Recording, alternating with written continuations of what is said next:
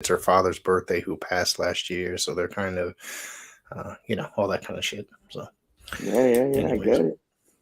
all right. So, welcome everybody to the Pro Wrestle Zone here on WON Sports, WSBN network, as well as Apple, Spotify, YouTube, and we're basically all over the place. So, I want you guys to, if you guys are listening to this in the audio format in Apple, go ahead, give us a 5-star review.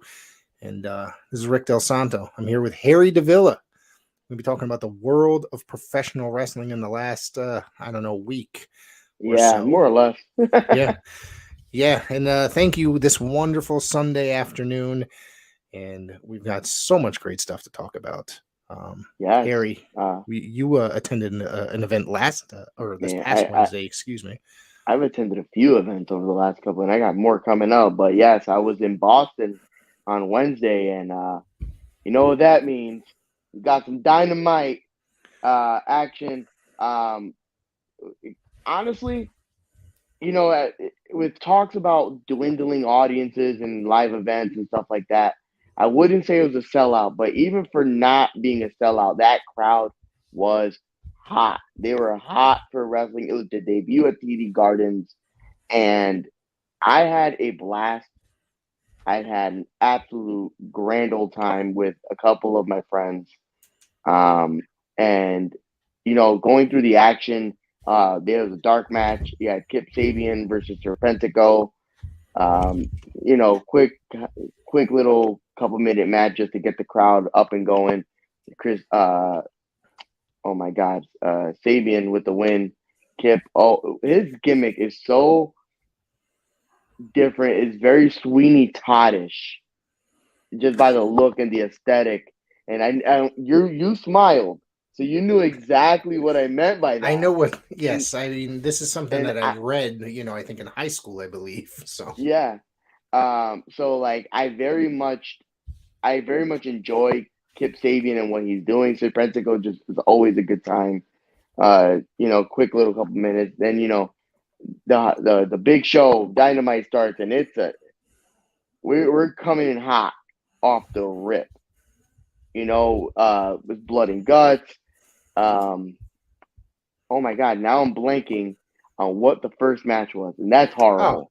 I Read me got it my here. notes here, please. I got it here. Hang on. Oh If my I can God. find it here. Let me see. Um, First match was Jack Perry and Hook for the FTW title, yes. right? Okay. Yep. Right. Okay.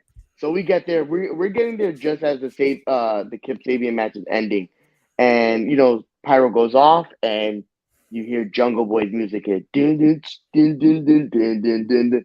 Oh, crowd is singing, crowd is hot, and then it just stops.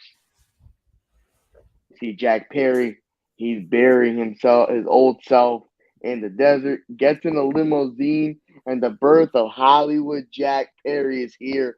He comes out to Beethoven the Fifth to a chorus of boos. He is getting booed out of this building. Um, he gets in the ring, Hook comes out, and that crowd is when I tell you the crowd is hot for everything that is happening on this night. And they told a very good story. Jungle Boy showing where he's willing to go to win. Now he's completely turned. He's a completely different person, attitude, look, everything. And he ends up taking the FTW title by hook or by crook, hitting him with the title, taking home the FTW title for the first time. Jack Perry over Hook. We go next. I believe was the woman's. I believe it was Britt Baker versus a hometown talent. Am I right there? I'm sorry. Repeat that question. It was Britt Baker and a homegrown Ah, talent. let me see here. I'm still looking through my notes here. Hang on, babe. Bud. Yeah. Britt Baker and Kayla Sparks. Kayla I Sparks. was Yeah, yeah, right. yeah. Yes. Yep. She's from It the was one of area. those Yep. things where you blinked and you missed it. Yep. Yep. And, this was essentially just to put over Britt Baker, just to keep her on TV and show her out. This was the Boston debut, so why not have the Golden Girl go out there and get a win? Um, Nothing really to report there. This is where everything started getting a little crazy. All right. And if I hope I'm crazy not good. I mistaken, hope. yeah, no, this is all good. Um, I believe, if according to your notes, if I'm right, it's the tag match between Adam Cole, Bay and MJF versus Sammy Guevara and Daniel Garcia. Yep. And I was cackling the whole time, absolutely laughing. This was just fun, fun, fun the whole way through. They did a bunch of nothing. I really want you to understand that this match was essentially just comedy and filler, but in the best way possible. How to do less and give more. And MJF and Adam Cole have hit this like storyline with them being a tag team, but they hate each other, and now they're friends, and it's all the most obnoxious but hilarious stuff. From the theme music that's now like a joint theme between Adam Cole's and MJF to the matching jackets to the entrance poses. It's all beautifully done by these two. And let's not take anything away from Sammy Guevara and Daniel Garcia. Daniel Garcia and that dumb dance, it's the most hilarious thing. The one where he has his hands up like this and he's just like pelvic thrusting. Yeah. I saw some clips online Oh of man. MJF getting it in. Yes. Okay. So we all know MJF is the biggest heel. He calls himself the devil, so on and so forth.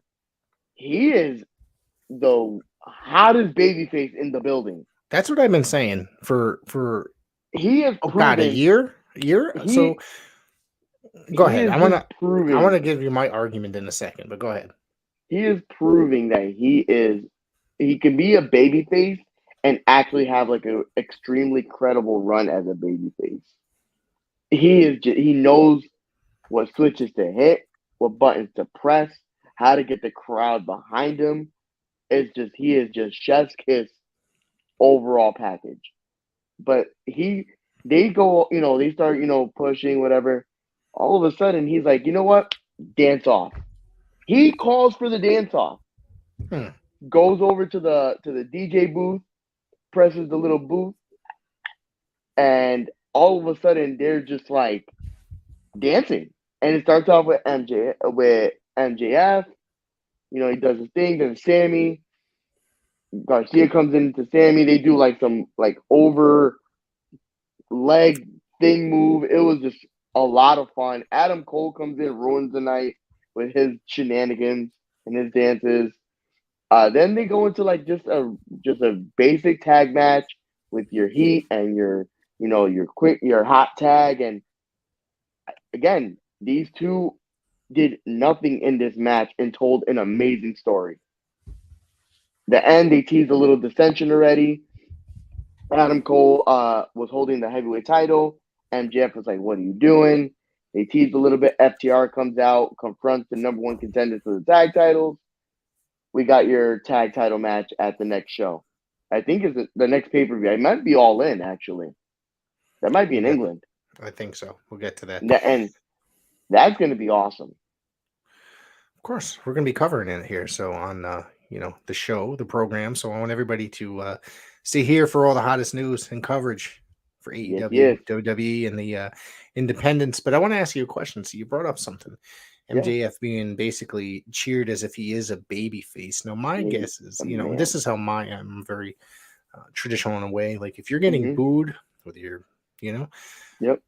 you're a heel. If you're getting cheered the way somebody like MJF is, he's automatically a babyface in my eyes. Automatically, And there's automatically. people that, there's people that'll sit there and want to argue with me about that. And I'm sitting here like he's not getting, I don't know, there's a certain cheer, but he's getting it like, you remember when Austin was a heel and he was getting Yes, cheered?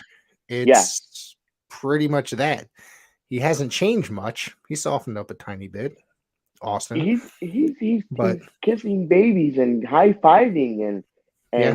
just Well, doing all the right that's things. part of the storyline that he's doing with Cole. Yeah, You know, and we get that, and yeah. it can go in so many ways. I think we know just by track record with Tony Khan where that direction of the team is going to go. Yeah. But it'd be cool if it went the other way. Do you think that there's a chance that they actually get the titles and then carry it out Yes. a little bit further? Yes. Which I wouldn't be surprised if Tony really wanted to capitalize on this storyline. I think that would be a smart idea to, and It then reminds maybe FDR can win it like maybe a month or two down the road, and then that's when they split or something to that effect. I would say draw this out. Stretch Yes. it as far as humanly possible. There's Yes. money on the table. Do not leave it there. Right. And this run for MJF, because we all know it's probably going to end very shortly. Mhm. It reminds me of 95 Ric Flair. Interesting. Please elaborate. Ric Flair has always been the quintessential heel. Yes. He is the villain, the bad guy, the money man, whatever you want to call him. Ric Flair, silent profiling, all that good stuff. And in 95, there was a point where the Horsemen had kind of split up. And him and Arn had gotten into a feud, and Arn said he was going to build the Horsemen without Flair. Recruits Pillman. They end up having a tag match. I want to say it's Slamboree. I'm almost positive it's Slamboree. And it's Flair and Sting versus Arn and Pillman. And they do the whole injury storyline where they attack Flair in the back. So Sting's out there 90% of the match on his own. Flair makes the dramatic, return. And leading up to this, he's like cheered, extreme babyface. Like there's nothing he can do wrong. He comes in, Sting tags him. Flair just comes in, hits the rope, boom, clocks Sting right in the face. Do you remember that? Yes. Yep. This reminds me of that. They're gonna. Here's how I see it. MJF is Flair right now. Okay. Sting is obviously Adam Cole. Will they do exactly how they did in '95, where he gets the tag and he comes in and punches Adam Cole? No, but his characteristics are one of Ric Flair in that time. Like he's overly cheered and not normal because Flair had just come off the Hogan feud. Right. So he was like the worst heel in the game. So that's the trajectory I see here. The parallels, more or less. Right. Okay. I get where you're going with this. I don't disagree. It sounds interesting, and we'll have to see where it goes down the road. And then it's the match, the one that's like 2 rings, steel cage. I almost said the W word, but it's not War Games. It's Blood and Guts, baby. Yeah, somebody else owns that name. Sorry, pal. Can't have it. Can't borrow it. It's funny. Me and the guys yesterday we were talking about it. Like, it's essentially the same match. Like, I think MLW has a version of it as well. And They it's have like even the have war. like a cage. They have like a caged one. Yeah. A caged rumble type match as well. Like when you have your lethal lockdown, your war games, war chambers, whatever you want to call them. It's Right. essentially, what Blood and Guts is. And for me personally, I thought the pacing was weird, like how they did the order of entry. I would have switched a couple people around, but being there live for it was an experience. Okay. And a cool one because I've been to, we've talked before about where like the many places we've done and gone and seen, but I've never got to see something like that in person. Right. And to see like the entrance, like all the BCC guys came in from the crowd while all the Golden Elite came in from the stage. So that was cool storytelling, like the Don Callis stuff. There was some really crazy spots in here. I don't know if you want to go down the order of entry.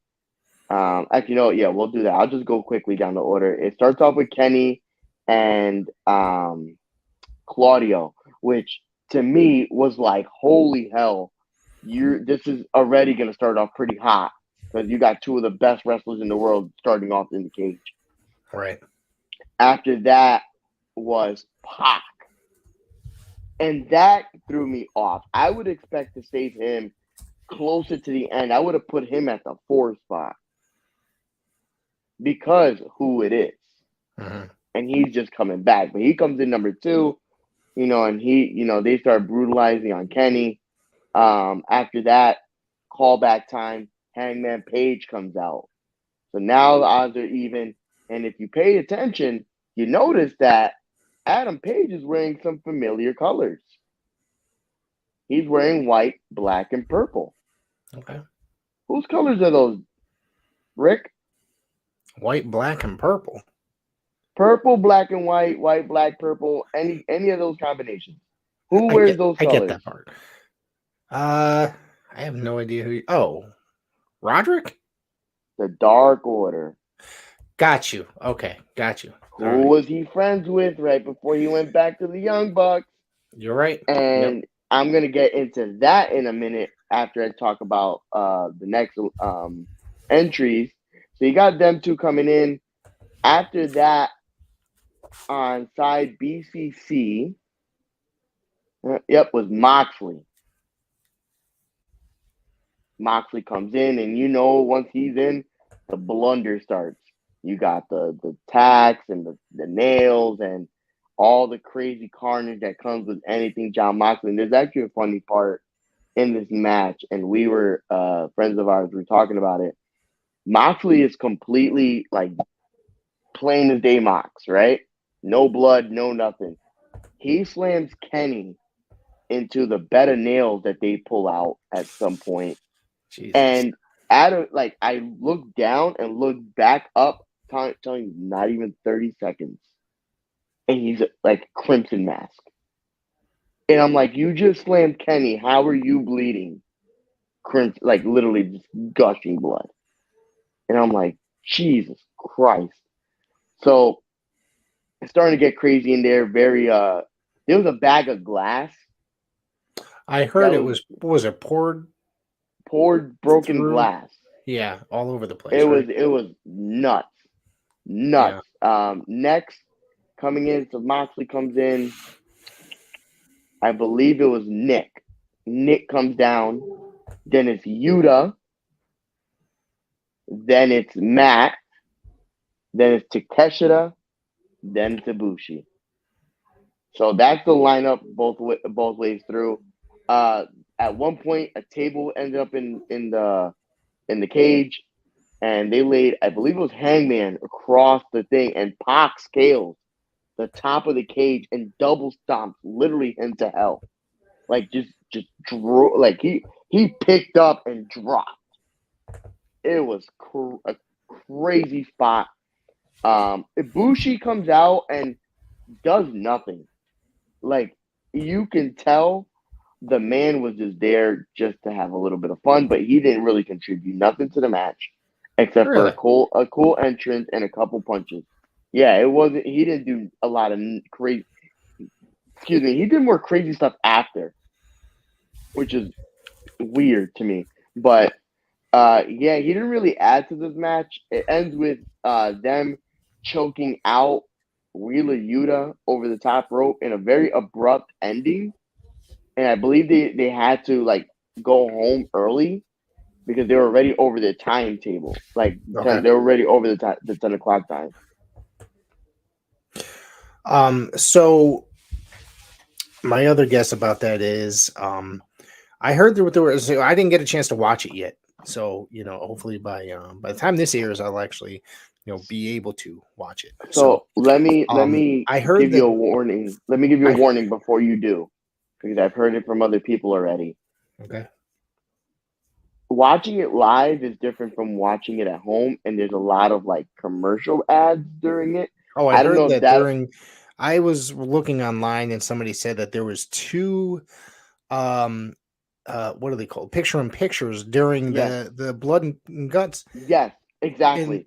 you can So barely see the blood and guts, the ring inside the steel cage as it is. so that might take away from your viewing experience.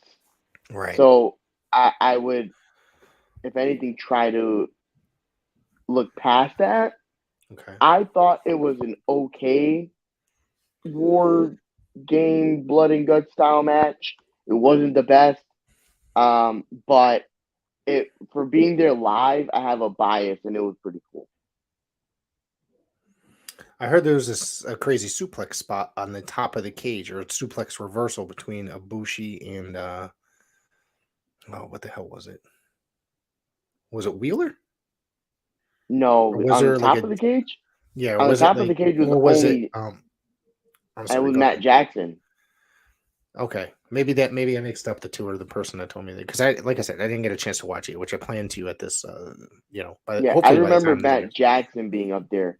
I'm telling you, Ibushi really didn't do much. He did like a couple punches here, normal like Ibushi stuff where he like kicks your head off or whatever. But it wasn't like, oh my god, it's Ibushi going nuts. It was just like, oh hey, Ibushi's here. That's kind of disappointing because I really love Kota Ibushi, and to find out Same, that he which is doesn't really do anything coming into this, because they yeah, made such a big deal about it. First off, but my whole thing with this, that they made a big deal about him, basically yeah, to and say they got him, kind of a thing. yeah, pretty much. And I think that's what essentially ended up being. He like if you watch the match and then watch like the after, like when it's over, he doesn't look like he did anything. Everybody else is like All over the bleeding, yeah. sweating, scarred up, and he looks fresh as a daisy. Like he literally hair is dry, no sweat on the chest. He looks dry, like extreme, like too dry for wrestling. Like no baby oil. Like you know what I'm saying? Mm-hmm. Like then like I guess once they were off the air, Kenny cuts a promo. He's like, "I respect you guys, the three that stick around, because Takeshita and Pac leave midway through the match." I heard also there was it oh brother, Claudio and Pac turned on each other as well, Yes, so that leads into what's happening on Friday. which we'll So cover, which we were going yep, to cover during this week at some point. So we're not going to get into the Ring of Honor show here tonight. So yes. So, but we'll definitely talk about that next week. But yeah, it's gonna lead to that. And then so he leaves midway through, and then like maybe like 10 minutes later, like there was like a superplex spot where it was and this was even odd too, because the way they were looking to do it, it should have been babyface, heel, and mhm, it was like heel, babyface, heel, heel. And it mhm. was like superplex, superplex, superplex, superplex. So it was a weird spot, but they ended up making a comeback. Like I said, Wheeler Yuta gets choked out, but it essentially was a 5-on-3 at the end. So, Okay. and then going back to the colors that I was talking about earlier, the Bucks wore the same colors as well, and Interesting. evil. I checked Twitter because they also did Rampage that night as well. Um, and I was looking through my Twitter, and Evil Uno goes, "Our colors, our blanking colors." So I think they're going to lead into the next storyline for the Bucks. Is going to be the Dark Order. Okay. Of course, we're going to keep you all posted and talk more about that as the weeks and days unfold. So that was Yeah. AEW Blood and Guts. Um. Then Rampage. It was a lot of fun as well. Actually, I had a little more fun with Rampage because of their concept of the battle royal that they produced Okay. on Friday, and it's essentially two Royal Rumbles in one. I want you to understand how that sounds. Please elaborate. Does that mean So it's 60 men? no, so I think it was still like maybe 30 men, maybe. Okay. Intervals were a lot smaller, but what they did was it's one blue ring, one red ring. Okay. You'll see that by the ropes. and everybody. So it starts off with 4 men, 2 in each ring. So it was Nick Wayne, Swerve Strickland, Darby Allin. Who was the fourth? Oh man, I'm gonna have to look it up. And what they do is they start off the match almost like having 2 back-to-back Royal Rumbles being next to each other. Okay. Give me 1 second here, because everybody's gonna play a part here in this battle royal.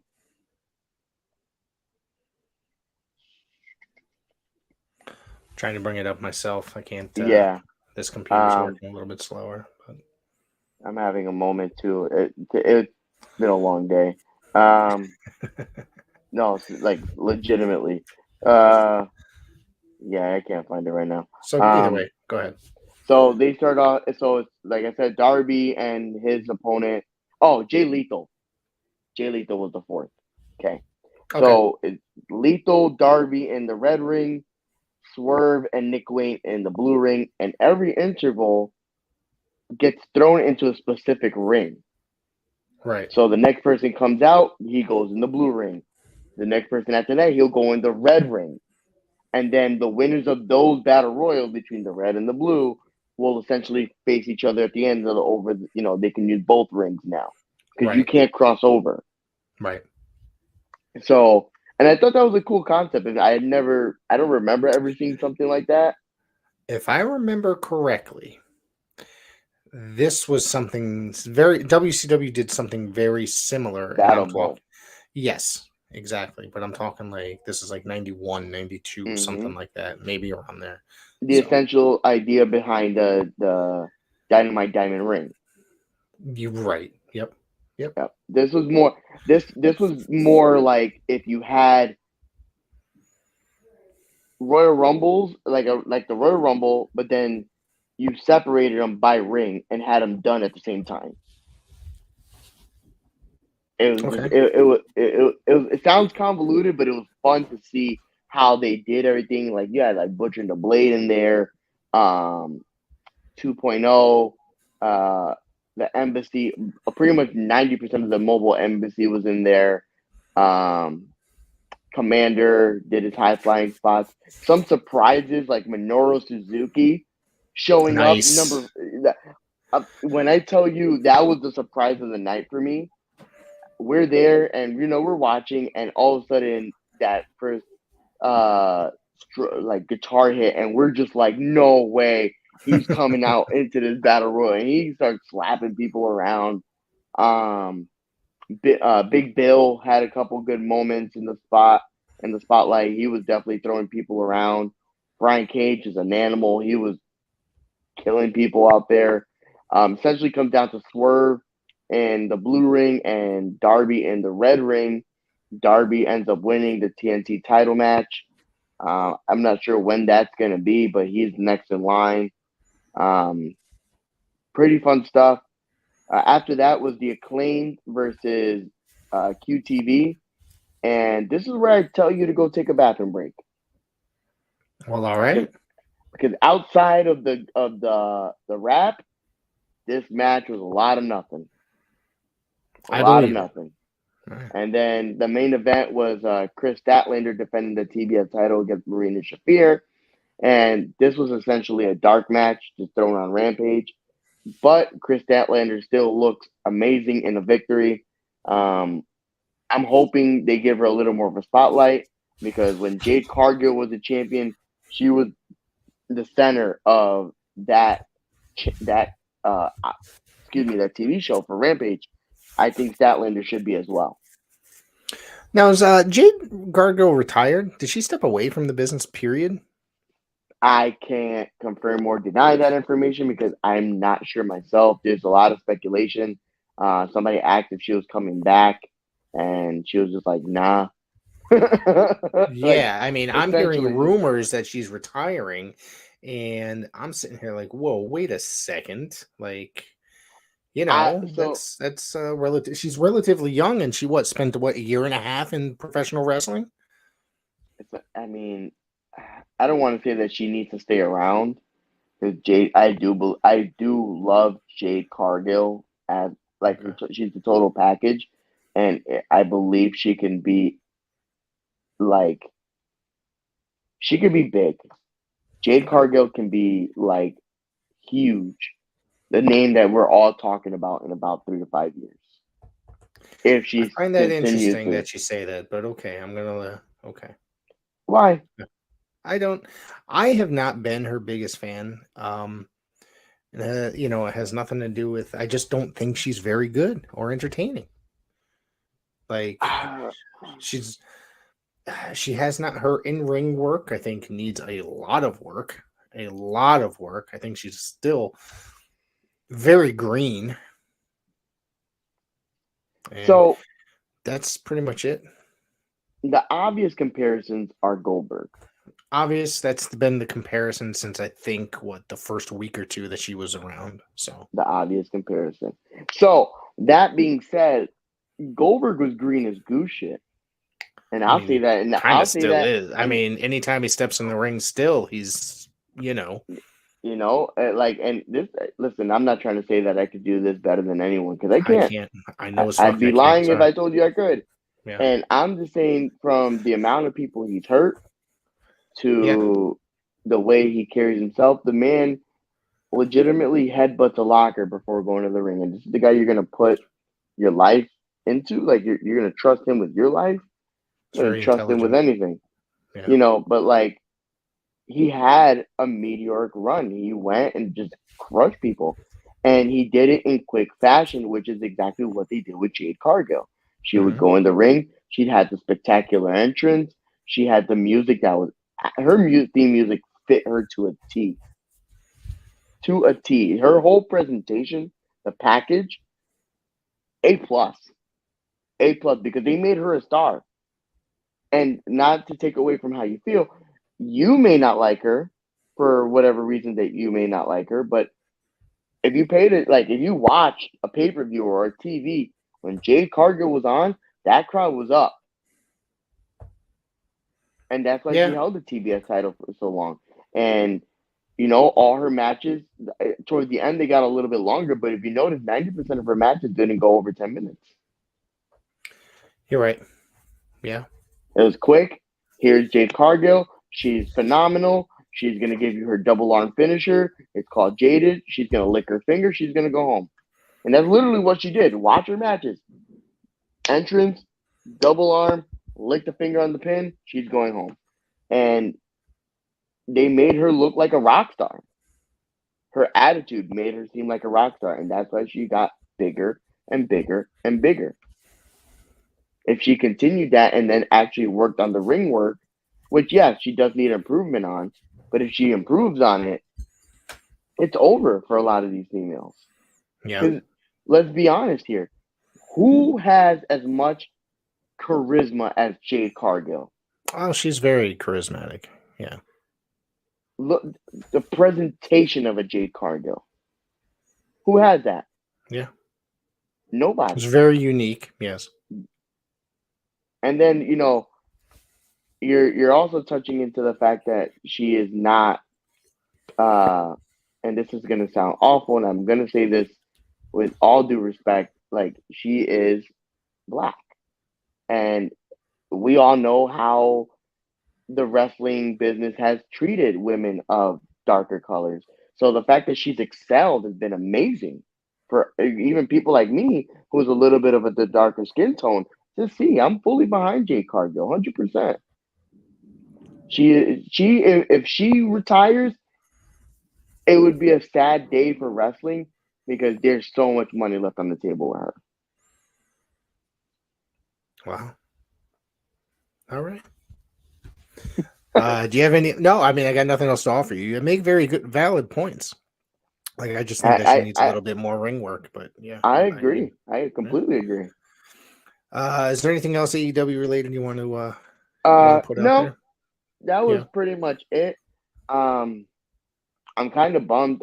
There was an opportunity for me to get to Collision on Saturday, and I'm Hmm. not going to be able to make it. Is I'll this be at The Hartford show? No, that's the one in Jersey, Okay. in Newark. Um, but I'll be up. Actually, I was getting to that now, being that I brought that up. This weekend I will be at Connecticut. Going to the And cosplay show, the Connecticut yes, cosplay wrestling. I'll, Yeah. I'll be at cosplay both Friday and Saturday for the first few shows on Saturday, and then I'll be going down to NEW for the big Bethany Bash. Right. Um, and that's going to be a lot of fun. Um, so yeah, my weekend is going to be crammed full of wrestling again. I'm not against it, not against it, but it's going to be a very busy, long weekend. A lot of driving. Hang on one second. Oh yeah. Oh, it's okay. Never mind.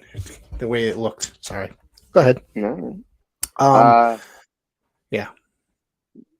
yeah. So I'll be there. I'll be again 2 Connecticut shows for Cosplay Pro. I love Cosplay Pro because they're they're Super Smash Brothers in real life. It's essentially what it is, and it's like I took my son last year and he had a blast. He was like the happiest person in the world. One, because it's wrestling. Two, because it's superheroes. Yeah. Can't go You wrong. get the best of both worlds. I mean, Pretty much. pro wrestlers are basically real life action heroes. They're superheroes, Absolutely. and so you get the best of both worlds right there.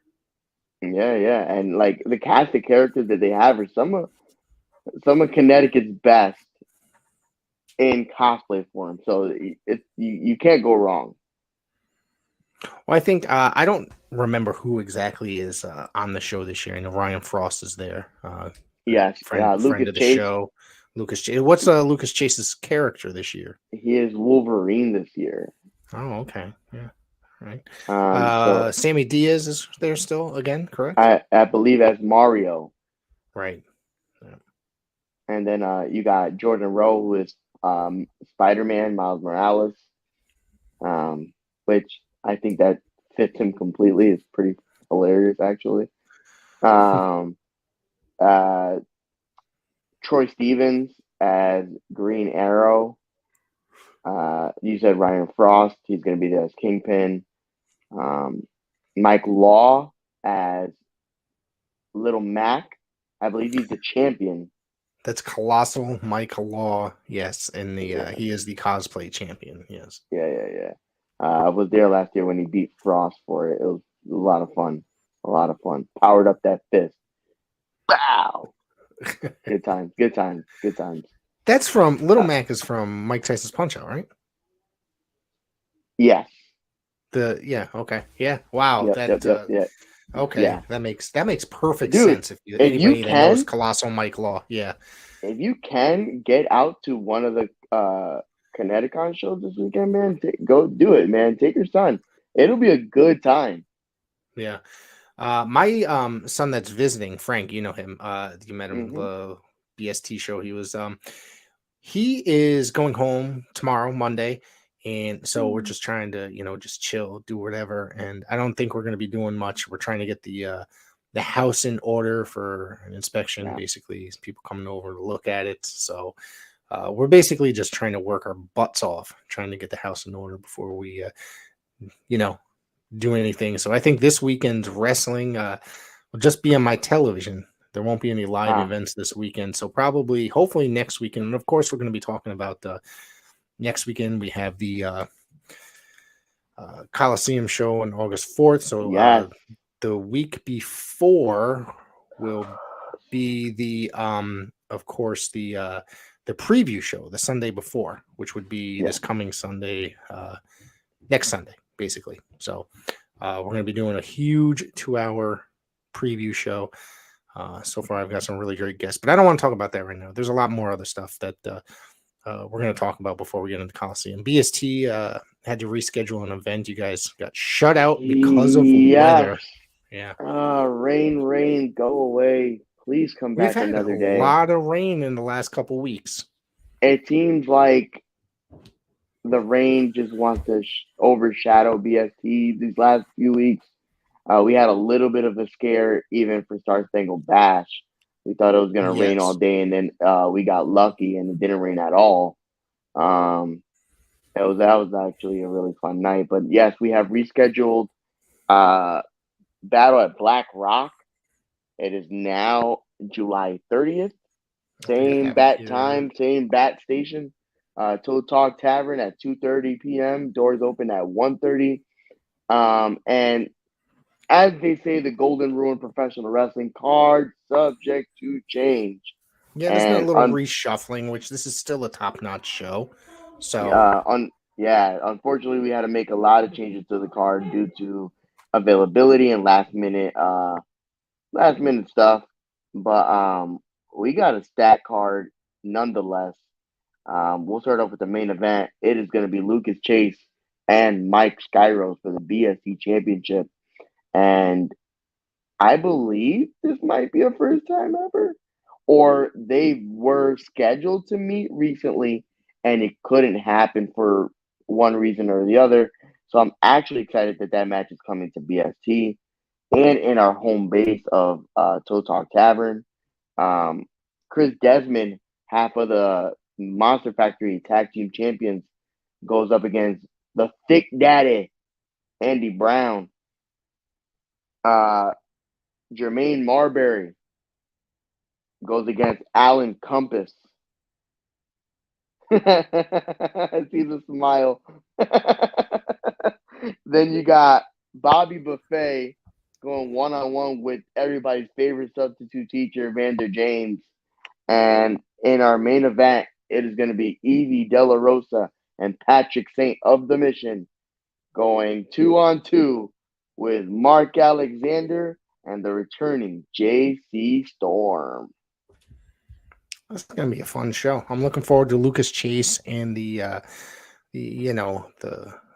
Mike Skyros. Mike Skyros is a Yes. guy on the independent circuit based out of Syracuse, New York, who is just, I don't know how to describe him, but he is that effing good. Like, if you've Yo, never seen him I'm before, you need to go check this guy out. And of course, what can I say about Lucas Chase that I have not said before? Okay. You will hear me talk very uh highly of him on this program and have for the last 4 years. what can you say that you haven't said before about Lucas Chase? That he sucks. He's the absolute But worst. No, I'm that just would be kidding. an absolute lie. That would be a So, false statement. Yeah. No, Lucas Chase, our two-time heavyweight champion, has been on a tear. Um, he amazing emotional match with Matthias at the Elevate show. Um, he's had crazy ladder matches. He's had Iron Man matches. This guy has been pretty much the forefront of BST for the since the inception, and he's got a big challenge ahead of him with Mike Skyros. He had one with Wrecking Ball. And we're gonna circle back to that. Wrecking Ball is still gonna come to BST. Let me make that perfectly clear. But Mike Skyros is not someone anyone should sleep on. You said it best. He can't really describe what he is as a wrestler, but man, that man is the man. he And if is you're just a go ahead, technician from the word he's a go. striker. He's a Yeah. technician. He's a striker. Yeah. If he needs Think to, he of, takes to the air. yeah. Think of somebody like the Dynamite Kid or Yes, Chris Benoit, or if you remember, obviously you're a big Ring of Honor guy, Hurricane John yes. Walters or Josh Ooh, Daniels. Those guys, good bless. comparisons. Yeah, that Uh, those are all guys that, Chad Collier yeah, was another one of those guys. Yeah, very cut from the same mold. He does though, where those guys kind of fell short. He excels because his personality comes out with his wrestling, right. and I think that's what differentiates him from all those men that we stated. Like all those men were technicians, but they all were somewhat similar to each other, and that the one thing they were missing was that charismatic switch. Right. And Mike Skyros has that. in bunches. If you're a promoter or anybody that has any type of wrestling company near them and you're listening to this podcast right now, do yourself a favor, book Mike Skyros. Book Mike Skyros everywhere. You won't be disappointed. Not at But like you all. said, we have Andy Brown and Chris Desmond. I'm not familiar with Chris Desmond. I don't think Andy Brown I got to see on the last BST show. I've seen him a couple times prior. He's an impressive force. Excuse me. He is a big dude. Not, I Yes. mean, in size, not necessarily height, Yes. but this dude could go. He is out there looking for, you know, He a carries good himself fight. Yeah. like a bigger person than what he actually is as far as like you said, height. And he definitely is one to throw his weight around, thus the name the Thick Daddy.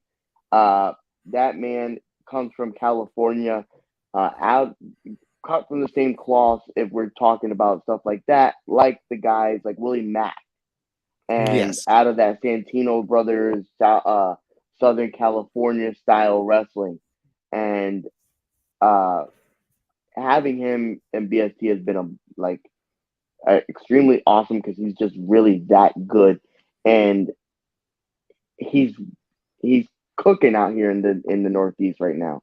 He's doing some stuff in a few of the companies out here like Grind Pro and Blitzkrieg. He's their Bedlam champion. He had a killer match a couple weeks ago with Brogan Finley and TJ Crawford, which we talked about last week. But man, this dude is a hard hitter. And then you got Chris Desmond, like I said, former is a current, excuse me, Monster Factory Tag Team Champion and a former middleweight medal holder for the Monster Factory. He was part of our 6-man scramble when we crowned the Prince Territory champion. And he impressed us a lot.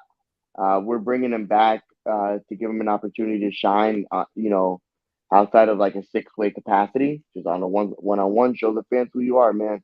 I think he's going to do some cool stuff with us in the future. Of course, Jermaine Marbury and Alan Compass. Jermaine Marbury is a nice, good up and comer. He's probably got a handful of matches, literally, Yeah. under his belt. The kid is an all around great kid. He really is. And he's got all the potential in the world to go extremely far in this world of professional wrestling. And he's facing Alan Compass. I think that this is going to be quite the interesting matchup.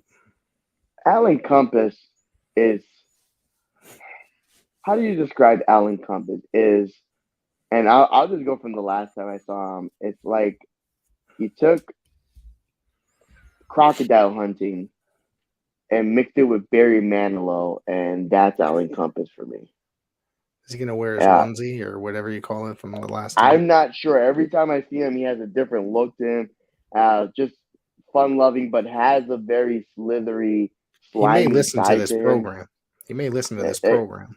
He can listen to this all he wants. He knows how to get He in might have heard contact me with me. I'm judge not. his. He might have heard me judge Oh, his ring gear. his little onesie that he wore at Is it a moo? PFPW. Yeah. Um, so that should be a lot of fun. Jermaine Marbury, like you said, young up and coming kid, shows a lot of bright side. He's Yeah. gonna do some cool things in the future. Yeah, and he's one of Uh, those kids, and not to get too behind the scenes, he's one of those kids that actually cares about being part of the business, yeah, and he pays paying his dues. dues. He goes in there, he shows up early, he helps with the ring, he helps set it up, break it down, carry it, and all that Yep. stuff. Um, he just wants to get some help, get some work under him, to gain that experience, and he's a good kid, and he's I feel like he's going to go far with the attitude that he has Oh yeah, with professional wrestling. Seriously. he's another one of those guys. Give him a few years, he could be where Mark Alexander will be by next year. Yeah. As far as Who's like, another shining star? I mean, I think yeah, like another kid with Mark. a ton of potential and has come a long way, and another kid that really cares about the wrestling business. He's got a really great style. And we're kind of going out of order here. That's Oh okay. no, it's And fine. I appreciate watching Mark Alexander. I think for your last show at Two Roads, the first time I'd seen him, probably in quite a few months, because it's depends on how many shows I go to and stuff. But it was Uh, really good to see him in work, and like I said, he's a guy that's always improving and yes, putting in the work, basically. yes. He's another one of those dues payers. Like he's there and the ring needs to be put up. He's always first one there, last one gone. Um, he is an absolute. He's incredible in the way where like if you look at where he was last year as a wrestler, you Right, can tell he's matured so much. right, Um, a match that I can use kind of like as an example of his growth. He had a match at Fight for Your Dreams last year for Test of Strength. It was him and Red Sawyer. It was like a street fight, and Mark is uh, I hate using this word in this way, but he's like a plucky underdog character. That's essentially who he is, right. and He plays it so well, um, though. yes, he does, and he's one of those guys that'll make you believe he can beat Right, anyone, and uh, that match with Red Sawyer, even in loss, showed a lot of personality on his side, right, which wasn't necessarily shown beforehand, and even now with the Money Mark Alexander moniker, and like you could see his confidence is growing every single match. You can see he's getting more confident and more confident and more confident. He had a shot with Lucas Chase at the title last year with Jiggy Soaps on the three way, and there was a moment in that three way where I thought Mark was going to win the title. I literally was. I'm watching. I'm standing next to Kevin. We're watching this really fun three way dance, and he's covering Lucas, and I'm just sitting there like, oh my god, Mark is gonna win the title. That's how good he is. He's another one of those guys, like a Mike Skyros that we talked about earlier. Book Mark Alexander. I promise you, absolutely. I promise you, you will not be disappointed. He's small, but he Then, is very good and quick and fiery. yes, yes, he has a lot of those qualities that guys like a Kylon and a Dustin Waller have. Right. He definitely has those qualities. He's missing that little something, and once he figures that out, off to the races. Right, right.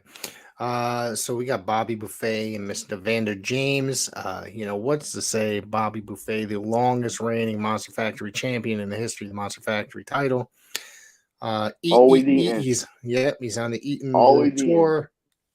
What's to say about Evander James? I've only seen him a handful of times, but he is impressive. And Vander James, House of Glory student, uh, he, he's a cool character, man. Uh, Blessed to have him on the team. He's very passionate about what he does. And he spoke to me candidly on the side, and he told me something that I won't necessarily divulge on here, but he goes, "Watch this, and you know if this doesn't get you going," and he went out there and he almost stole the show. This kid is that good. You don't Right, get trained by the Amazing Red and uh like not be quality. right, And the substitute teacher gimmick is so great. Kids love him. He's always a highlight on any show that he's been on with us. Even going back to Elevate, him and Brad Baylor was one of the matches that people were talking about right after that show, and how good it was for both men. So Evander James coming back against somebody like Bobby Buffet, who's on a hot streak here at BSC, it's a big match for him. So, I guess you attended the Test of Strength event as well over the week. I did. Uh, I yeah. did. Before we talk about that, though, we didn't talk about the mixed tag match. Oh, I'm sorry. I thought that we did. Well, We we talked about shined up Mark. Mark Alexander quite well on Yeah. that. Yeah, you're right. But let's talk about his partner, because his partner just came back from a European tour. with WXW and JC Storm. She got some international dates out there, and she killed it out there at WXW. Is coming back to get some revenge on the two people that robbed her of that woman Monarch's title at the Elevate show, Evie De La Rosa and one Patrick Saint. And if you missed Elevate, you missed Patrick Saint absolutely demolishing JC Storm with a spear that has been played throughout social media at nauseum. It's a crazy clip. If you get a chance, look for it. That spear, I thought, absolutely murdered her. Wow. So she's coming back to get some revenge on Evie De La Rosa, who is, I think, at this point, our longest BST Monarchs champion. So there's a lot of stories to be told in that one. Yeah, absolutely. And I'm looking for Patrick Saint as well. Patrick Saint is a monster. He's a beast. Exactly. He is a monster. He is a big, thick dude and hits hard. What's to say? I when he comes out, I tend to duck behind Manny because he's a bigger dude. He's just he seems fun loving, but once you piss him off, feel bad for you, man. So what else we got? What else do we have? No, that's it. Going back to TOS, actually, speaking of Patrick Saint, some really crazy revelations. Yeah. Him and Dan the Man aren't on the best of pages. No way. As far as the mission goes. Wow.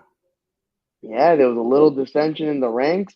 We're gonna also see how that plays out here at Battle of Black Rock, but Dan the Man doesn't seem too happy with a little Patrick Saint.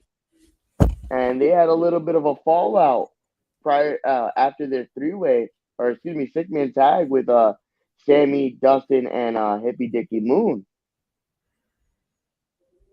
Interesting. Yeah. Yeah, some very interesting stuff happening there. Red Sawyer and Richard Holiday was a lot of fun to watch. Holiday always looks impressive, has looked amazing since returning to wrestling.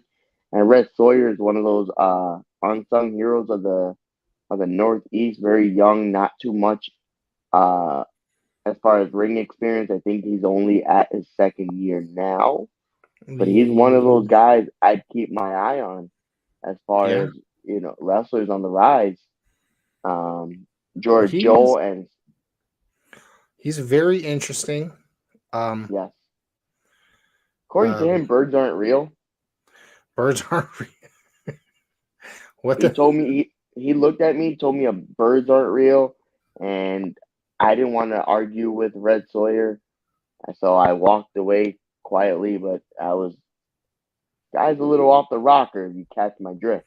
Well, he's into a lot of very into conspiracy theories and whatnot. It's quite the interesting gentleman. Yeah.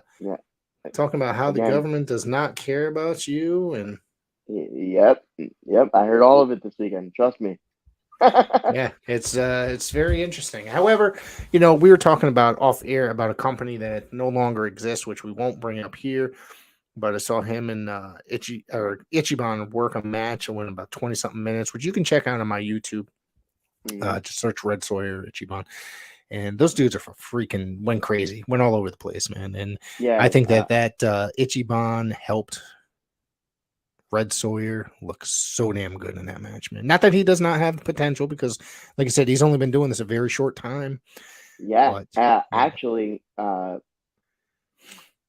believe it was about 2 years ago at Test of Strength as well. It was supposed to be Ichiban versus Davey Richards. Okay, and Davey Richards couldn't make it for whatever reason, and Red Sawyer ended up subbing in. And like you said, they had a crazy fun match.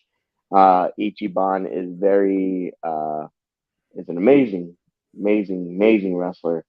And once, you're in the ring with him, like you said, Ichiban helped him, along with a great match. But Red Sawyer, definitely held his own. You know what I'm Right. saying? And Yeah. it always takes two to tango. It doesn't matter, how long you've been in the ring. You know, if the match is good, the match is good because Right. both of you did your job. You know what I'm saying? Absolutely. What else about the Test of Strength show? I was not in attendance. Was that filmed? I know that they normally film and then put them up on YouTube. Did they film that? Um, You know? Possibly there Okay. was a film crew there. Okay. Um, we got some advancement in the ninth Wonder of the World tournament. Karen Bam Bam over Ariella Nix. So she's advancing. Um, Trying to think what else happened on this card. I think. TOS Youngboy made his debut. Um, he took on I was just. Brad Baylor. I was just Brad putting you Baylor. over earlier about your memory, and now look at you. Yeah, I'm sorry. I don't know what I'm telling you. It's been a long, long week. You just got to give me a couple seconds because it'll click in. Brad Baylor took on TOS Youngboy, and Brad Baylor is just he's a stud. He is a star. That Like he kid really is that is. kid And is a stud. That dude is a diamond. Any one of those little catchphrases that you would say to someone who, if they don't touch on him now, that's it. You know what I'm saying? yes, Like he's the next one on the rise. He right. reminds me of MJF a couple years ago, Orton in the earlier Legend Killer days. He has that it factor. Right. Wow. Um, uh, George Joel and Slick Wagner for the title um, was good. There was a fan in the front row who was a little rowdy, a little obnoxious, got into Slick's face and all that stuff. And for those who ever come to any one of our shows, please try not to do any of that stuff with our wrestlers because I don't. She was a little much at times and kind of took away from Wagner's match, but he had definitely held his own and definitely controlled the situation. So credit to him on that. Um, It's professional wrestling. It's going to happen. yeah, I mean, look at the old yeah, days. I was just watching the Abdullah Dark Side the other night with my wife, and they were talking about people going after, other wrestlers and stabbing other wrestlers. Wrestlers getting stabbed in the, yeah. you know what I mean? So a fan in the front row. Stuff has happened at shows. Okay, so the fans always get involved somehow, or not always, but you know what I mean. They tend to get Um, involved sometimes. Scott Mike going back to Mike Skyros, he had a really fun match with Jared Diaz. Very hard hitting, strike heavy. Um, Skyros getting prepped for, I believe, some big stuff at TOS. He's going to make some changes, according to him. Um, Trying to think of there was a three-way between Clipper Jones, who shows a dark side of him at this show as he's now part of Genesis with Ken Powers and TKO. I believe in the Massachusetts area. He's going against Jay Bricks, who's going solo today as half of Hustle and Muscle. And the third competitor in this match was TJ Howell. And it was a lot of fun. Clipper Jones showed a whole new look as like I said, he came in with a whole new attitude. No longer sporting the long, shiny pants. He is now in trunks and kick pads, and he came to whoop somebody's ass. Jay Bricks, always fun to see him just toss people around the ring. There was a point in the three-way where Bricks couldn't even get in because he just kept getting kicked or thrown out the ring. Very, very fun stuff from all three of these guys. And I believe that was it. What about Holiday and Over, Red Sawyer? Was that week? I talked about that already. Oh, I'm sorry, my bad. Oh, really? Okay. You talk about me. I know. I know you did bring it up. You're right. I'm sorry. My bad. My bad. Okie dokie. Wow. So didn't you have some stuff you want? Is there anything else about uh Test of Strength? Um, Not really. They got. Oh yes, yes, yes, yes, yes, yes, yes, yes, yes. Actually, now I remember exactly what you're talking about. Uh, TOS's sister brand, Legacy is Timeless. they're having a benefit show on August 25th at the Nomads in South Windsor. And this card, whew, Repeat that date, please. August 25th. Okay. Give me a second here. I'm going to go down the card. I can start off with what I remember off the top of my brain. Your K1 championship match. Ichiban will defend the title against Alec Price, which that's a main event anywhere. Yes, absolutely. Absolutely anywhere. Um, Blood, Sweat, and Tears BST Championship on the line. It'll be Lucas Chase versus the paper chaser, Patrick Saint. Wow. Give me a second. I'm looking at my events. The TOS tag titles are on the line. It doesn't necessarily say who the other partner is, but I want to say it's going to be Nolan Pierce. I Okay. hope I'm not wrong. But it is Dustin Waller and Tylon King defending both the Remarkable and the TOS Tag Team Championships against not Red Sawyer, Mark Alexander and Nolan Pierce. Events. Give me a second. Here we go. Yeah, I finally found it. Let's see. Immortal Championship Wrestling title match. The franchise tie shine goes against the last outlaw, Garrett Holiday.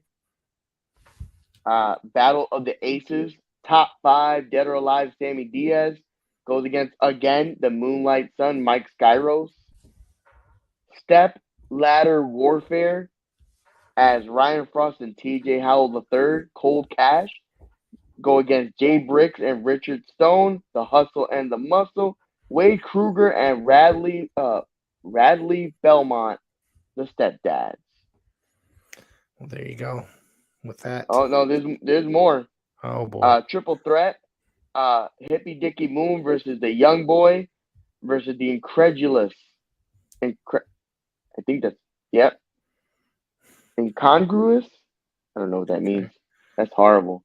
I should go back to school. I don't know if it's your fault, bud. I don't know if it's you, bud. Red Sawyer. And then there's a single showcase that I'm actually excited about, and I was talking about this earlier with Kevin.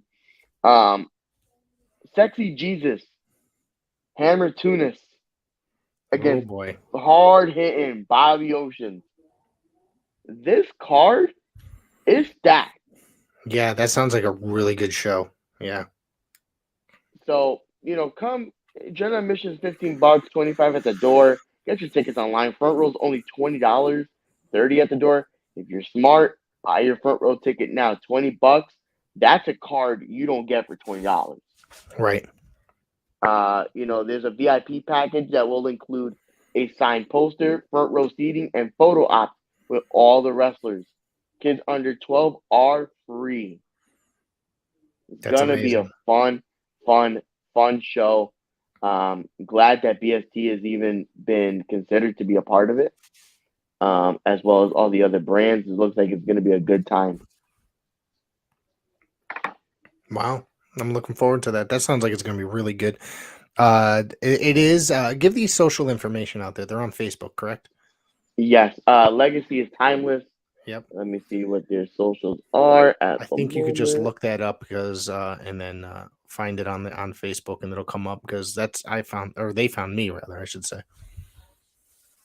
Legacy is timeless. Lit Pro Wrestling, at Lit Pro Wrestling on Facebook. On Instagram, it is Lit Pro Wrestling, I believe. Yep. Okay. And that's Lit Pro Wrestling. Support the cause. Have a good time. Bring your kids. It's going to be a great night. You forgot the key line. You forgot the key line. Support independent wrestling. Support independent. Absolutely. Yes, support for the benefit, but absolutely support indie wrestling. I can't say that and not preach it myself. Like I can preach it and not show exactly what I'm doing. That's why I'm always a little bit of everywhere, or at least I try to be, because I believe in pro wrestling. I believe in independent pro wrestling. I believe in brands like Tetsu and Tesla Strength and Blitzkrieg and Coliseum Pro and Oh, okay. PFE. You know I was gonna go. I was gonna get there. Don't. I'm glad. I'm glad you said something because you ate your foot almost immediately. You I thought I was was gonna leave waiting you for out. I was waiting for it. I was waiting for it. Don't worry. Brands like We Are Wrestling. That's enough. Okay, let's talk about that. September 8th, We Are Wrestling out of the Bronx, New York, at the Sister St. Helena Church. They got some crazy stuff happening on the 8th. I'll just give you a couple matches off the top of my head. That should sell you immediately. We Are Wrestling title match. Rob Killjoy versus Ichiban. Again, we keep saying these names over and over again because they're next up. That That's going must to be be, telling you, the fan, something. Check these guys out. yeah, Punch their absolutely. names They're into the everywhere. YouTube network or whatever. Everywhere. Um, you have Jared Diaz.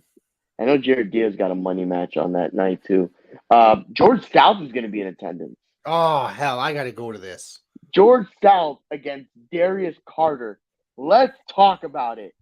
Darius Carter is the king of New York, and he's going against George South. If And anybody knows me, I'm a huge George South mark. So, dude, I saw that they put that out there, and I almost lost it. I almost lost it. that's probably George's first time working New York since his WWF days. Crazy stuff happening at We Are Wrestling. Jared Diaz and Landon Hale is on that card. Another great talent. I don't think we've brought Landon Hale up on this program before, but that's No. another great talent that we should be referring to here Oh, on this we show. we are going to be talking about him very, very soon. And Can't wait that's to another drop guy. that. We always talk about guys that you're gonna see that are guys that are Oh next up, yeah, guys that are gonna be on TV soon. That's a guy that's definitely man, gonna be up the there. good doctor, Yeah. the good doctor. Lucas Chase returns to the Bronx. He goes against George Santi. Isaiah Wolf and Robert Martyr got announced today, which that's going to be hard hitting. Robert Martyr made a name for himself at the Festival last year in a match against Anthony Henry, where Anthony Henry pretty much brutalized this kid for almost 15 to 20 minutes. Wow. Just there was a point where I think he threw him into the turnbuckle and almost missed the turnbuckle completely, and just it was nuts. Martyr took a beating, and in that became a star. He became one of those guys where you see him on the card, you go to watch if you enjoy professional wrestling. That's amazing. That's amazing. So Isaiah Wolf just participated in one of the premier tournaments that me and you love, the Best of the Best. So if you're part of Best of the Best, you know you're one of the up and comers in all of wrestling. So keep your eye on Isaiah Wolf as well.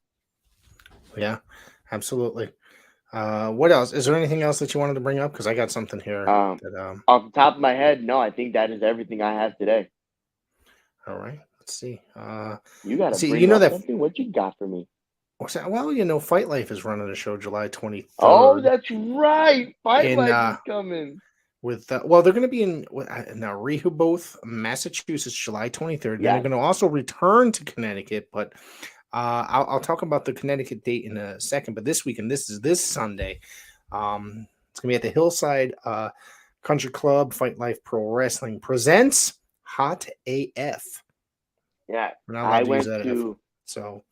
We talked about a little bit. I went to the last Fight Life in Milldale. Yeah. Man, top to bottom, quality wrestling. They have pretty much all the Northeast heavy hitters on one show. Yeah, and then this one in Massachusetts, and I'll get into the Connecticut date soon if I can. Yeah. If there is anything listed for the Connecticut date, but this one, I mean, the main event, Masa Slamovich, the champion, against Joey Janela, which take that one. take that one, Yeah. please. Masha So, Slamovich, the new Impact Knockout Tag Team Champion for the women, former GCW, and I'm gonna say this, and I need you to hear how I'm saying this. Masha Slamovich is a former GCW heavyweight champion. I saw her win that belt on TV. Yes. She Or is the ETU, expect the unexpected, key to the East champion. Masha Slamovich is not just a woman wrestler. She is a woman. She is a wrestler overall. She will beat you down whether you're a man, female, alien, uh, monster, whatever. She will kick your ass in any way, shape, or form. yeah. And then you got the bad boy. And if you've watched wrestling in the last couple of years and you don't know who Joey Janela is, please get out from under any rock that you're living, because Joey Janela is the craziest MFer I've ever seen in my life.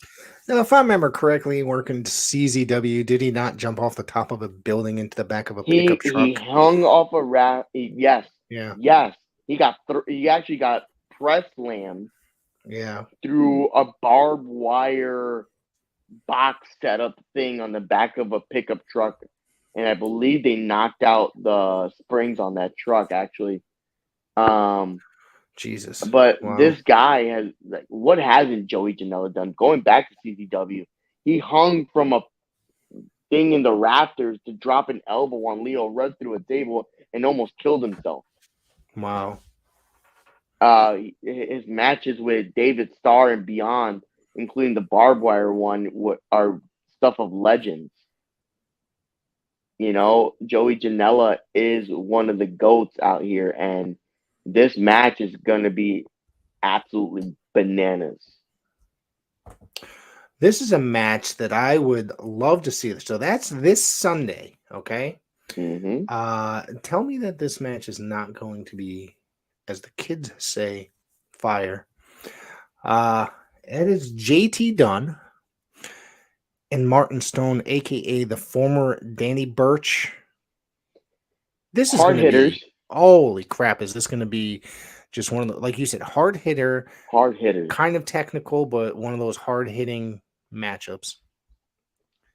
Dunn is one of the unsung heroes of the Northeast. Could I say, and I Mm. know I've said this with you, and I'm sorry to cut you off again. How's that No, guy not on television every single week? couldn't give you an honest answer to that. I don't understand it And either. I've been saying that for God 2 years. How is this guy not on television? Whether it be WWE, And I AEW, Impact, I don't New Japan, wherever.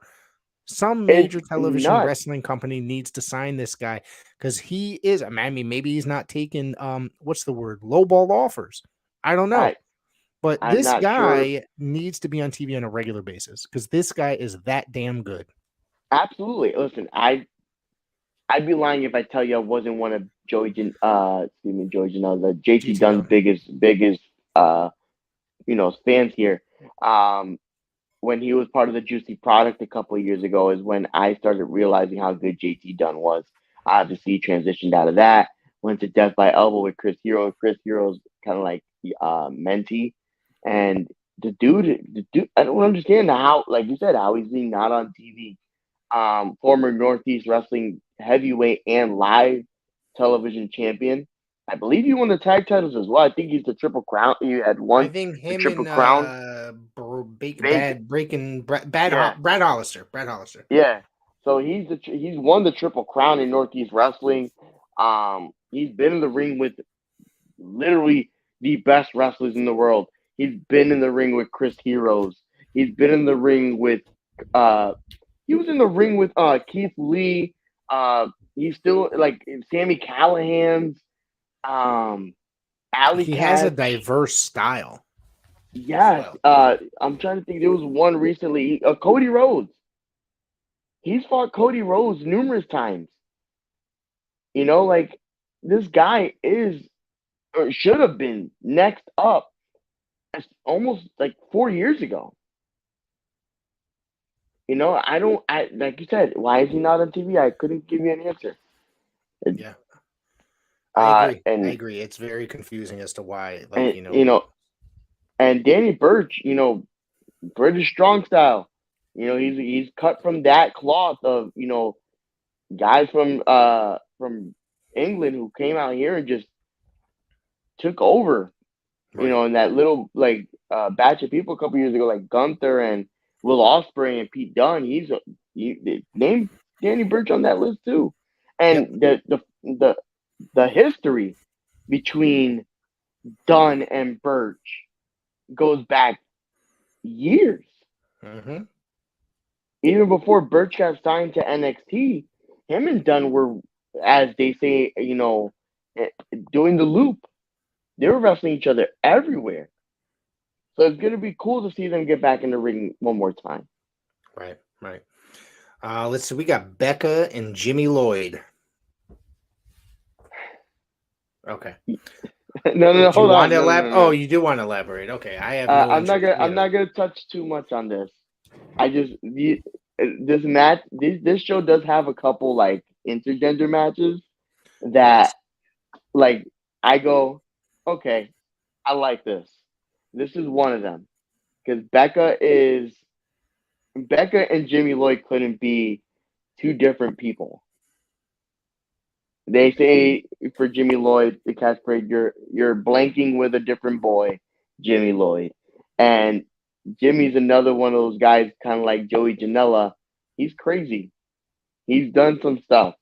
I got to see him last week in a 6-man with Wasted Youth against the SATs, man. And for a kid who I believe didn't get the proper training in the beginning, the kid Right. is good.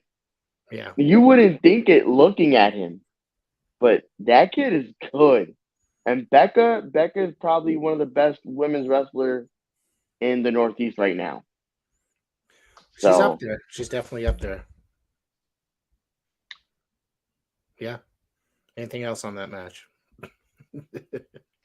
no, that's pretty much it. It's just Yeah. it's gonna be cool to see how those styles mesh. Right. Right.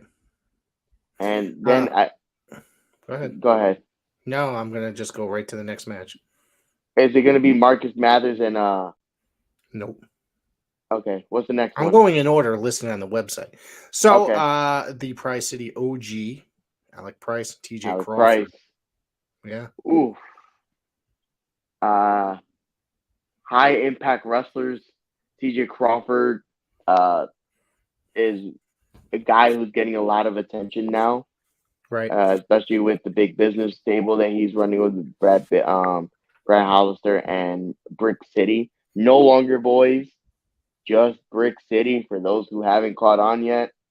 Um, and Alec Price is the Northeast Beast, the main Mhm. event. Pretty much anywhere you go, Alec Price is it. He is the guy right now on the Northeast. Absolutely. This match I'm really looking forward to is Ichiban and Mortar, which So I think this goes back to their last show. There was a battle royal, the still standing show, and Mortar had cost Ichiban a shot at the title. And Ichiban, they used to be a tag team. Ichiban's out for revenge. Mortar, I've seen Martyr. I've seen a couple matches with Martyr. He's not. Let me start off with saying he's good. He's not bad. He's a good wrestler. I'm just not 100% sold on him yet. right. But I have seen some things that I go, ooh, I like this. And then again, we've said his name about 7 times today. Ichiban again is one of those guys in the Northeast that is about to blow up. Another guy that comes up quite frequently on this show. So this might be the first time we actually mentioned him, maybe the second, which we've been a little bit light on him today. Dustin Flash Waller taking on Trigger the OG. Trigger the OG is JT Dunn's tag team partner in the unit. I'm gonna be honest. I don't know much of Trigger. I've seen maybe 2 matches of his, Yeah. maybe, and I really don't have much to say as far as like what he brings to the table. Right. And then Dustin Flash Waller. What can be said about Dustin that hasn't been said before? Uh, the kid is finding his confidence, and I give it about one more year before that kid is on TV. One more year. That's wow, bro. Yeah, I give That's it one more. By next year, he will have had a shot somewhere, whether it okay. be NXT or going down to a training class or even MLW. Right. We're gonna hear their name somewhere. Wow. Okay. All right. That's a good one. Richard Holiday and Ricky Smokes. Ricky Smokes is a young technician out of the Massachusetts area, I believe. He's new to my radar. He was at Test of Strength a couple months ago, and I didn't get a chance to see him. But I've heard nothing but good things about Ricky Smokes. And then Richard Holiday, talked about him earlier, uh, has been absolutely impressive since returning back from cancer. Fight Life is putting on a hell of a card at Yeah. Hot AF. Let's see. We got another match, a mixed tag team match. Isn't that something? More mixed action. We got now this one. This is Shannon. How do you say it? Laverne? I can't say it. Pronounce it.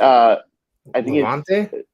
it's No. Levangie or something like Oh, that. Lavangi. Okay, I can't Yeah, read yeah, on yeah. my glass. I don't have my glasses with Marcus Mathers, which and then Yes, taking on that's DMT and Ariel.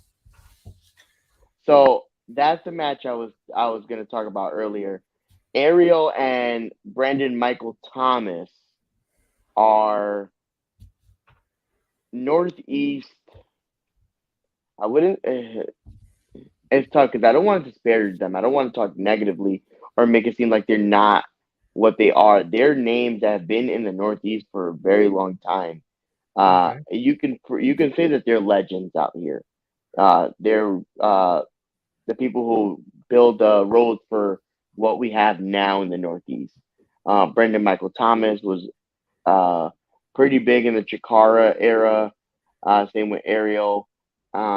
And they're going against 2 young whippersnappers in Marcus Mathers instead. Is it Steph Levangie, the troublemaker? Shannon Lavangi. Shannon Levangie, the troublemaker. Yeah. I got to see a little bit of her. She had a fun little feud with Becca at Wrestling Open that ended up in a street fight. That was a lot of fun to watch. She definitely, her look and the way she wrestles don't necessarily match because she looks like the girl next door. You know, the I guess that's the best way I could describe her. She just looks like the girl next door, like your next door neighbor. You hang out with her, maybe grab some ice cream, whatever, and then she gets in the ring and she starts kicking your ass. And then Marcus Mathers, it's same with like Dustin Waller, Kylon King, and Ichiban. That's one of those guys where by next year, I see him on TV as well. We have a Team Mind Eraser with Mike Gracia, Ava Everett, and Core Raka. Powered. Graka, sorry, my bad. I don't know my I sorry. got you. I don't know. I'm not very familiar with him. But Neither mine. Well, this is in Core Power, which is Ken Powers. I'm not familiar with the other. We had Ken Powers at BST in November of last year, He's a good and kid. He's he another one. is, Yeah. he is, and I like he's improved a lot since the last time I saw him. I like his new look with the singlet. It definitely enhanced his look overall. One of the things I said to him was he reminds me of a young Ken Patera.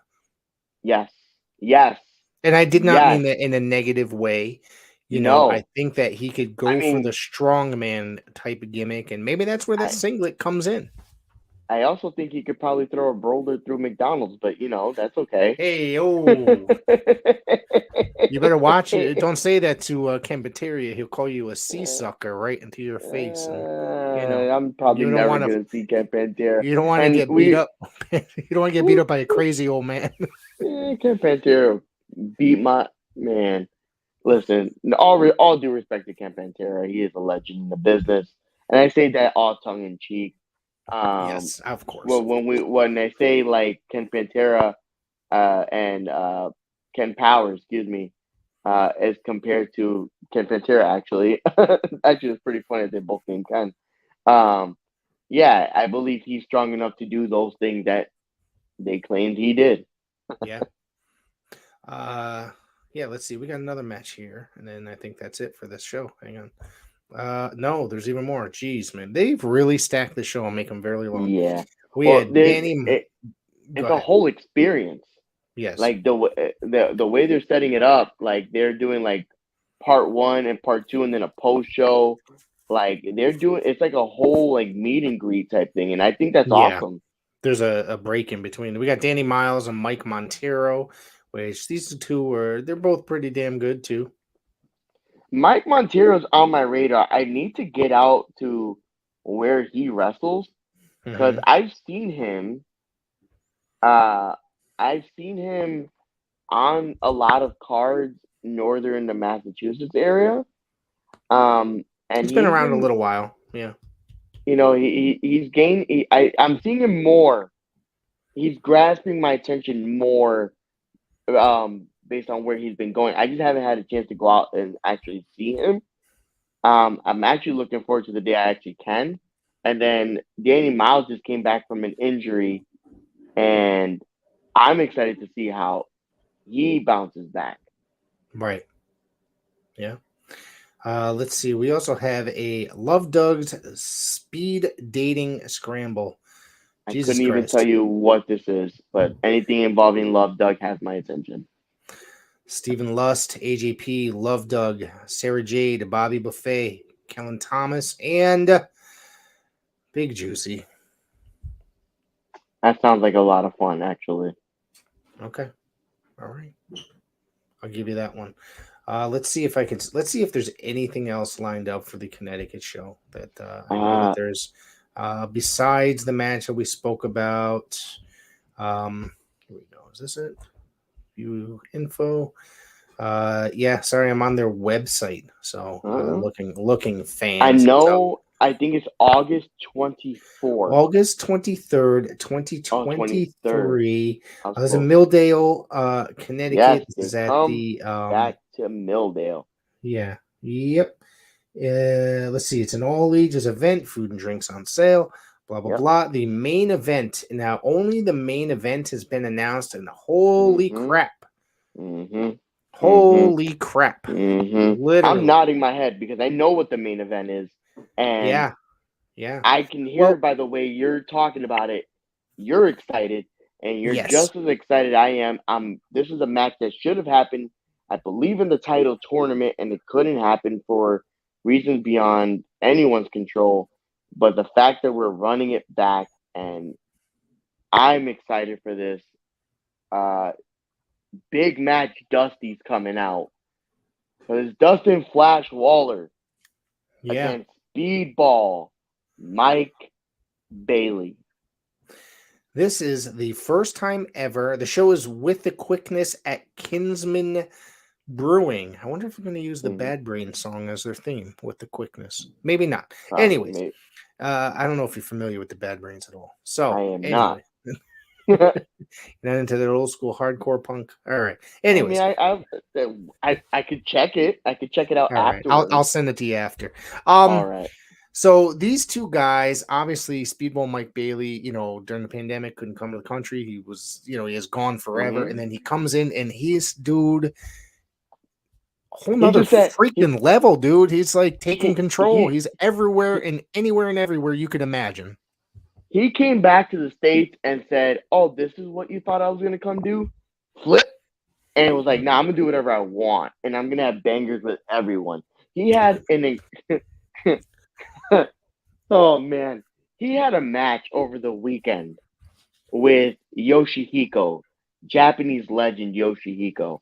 Right. And I was absolutely scared for Yoshihiko because they took like the craziest Tiger Driver 91 I've ever seen in my life.